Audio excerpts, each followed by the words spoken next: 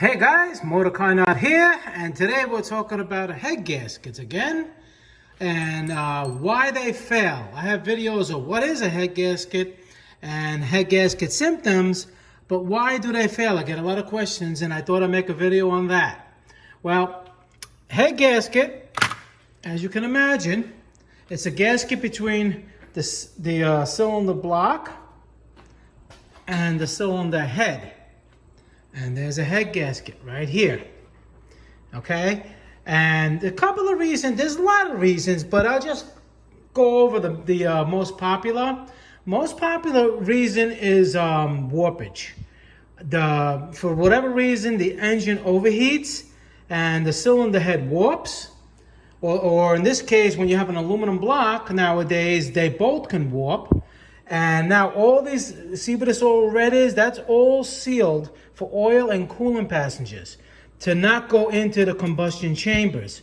So when the head warps a little bit, it usually breaches over here, like right in the center here, or here, okay? Or here's the coolant passengers, or it can breach here. But usually when it's overheated and warped, it's going to be in the centers, all right?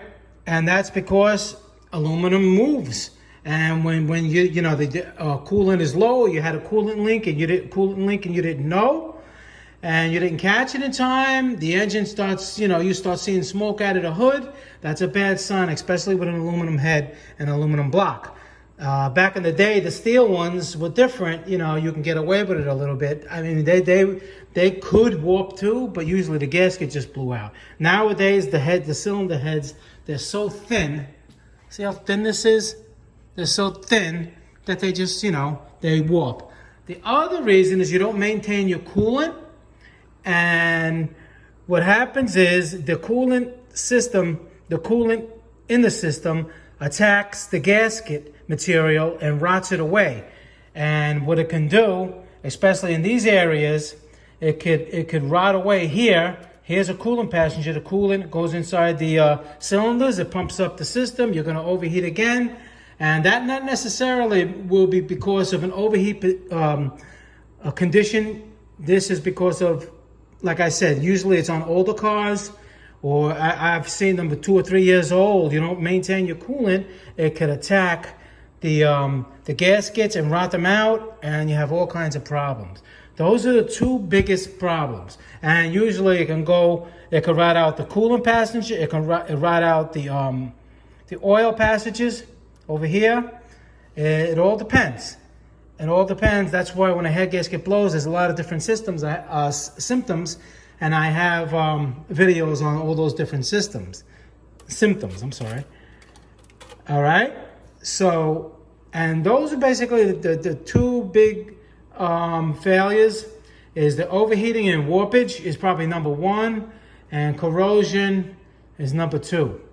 And of course, if these, let's say the engine was rebuilt and it wasn't properly torqued down, which is, that's mechanic error or human error, that could be a number 3, but usually it's the number 1 and number 2 that I just explained. So that's it. And when you diagnose that you have a head gasket problem, you have to use a mechanic straight edge and put it across. It's a precise metal straight edge. Let me show you what it looks like. All right. See, it has a machined edge, and this thing is extremely accurate, extremely straight, up to like a 0.5 of an inch. And obviously you put the cylinder head down so you could put this on top. But you go like this, and you got to pay attention to this area, and that area, mostly. But what you do, you usually do it diagonally, full length, diagonally the other way, full length, and this way, full length. And what you do, once you have it on the top, let's say if the cylinder head was on the top like now, understand? You put a feeler gauge. 0.02 of an inch is a good standard, but you always can look at your manufacturer. They may want it tighter, but usually never more loose. So, and you try to slip it under in the middles, on the edges. If you can slip a 2,000 under there, you have to either resurface the head or replace it. And the same thing goes with the block. You do the same procedure on the block. All right, and then you do it, like I said, diagonally. And you make sure, and we're talking about the cylinder head now, not the gasket. All right, and you try to slide it on everywhere where it makes contact. And if you can't, that way, this way, I like to do it this way, and I like to do it that way. And then on the edges, this way and then that way. If it can't slide under, you're good to go. Your head is okay. All you can do is just clean it off. I have videos on how to clean it, how I clean them nice. You don't have to use a special machine. And don't use a wire wheel. And then you'll be good to go. And the same thing with the engine. But you'd be surprised. A lot of Toyotas, they warp both. They warp the head and the block for some reason. All right, people love Toyotas, but they have major problems when they do overheat. But again, that's all, failure to maintain the vehicle. Okay? So, and that's how you do that.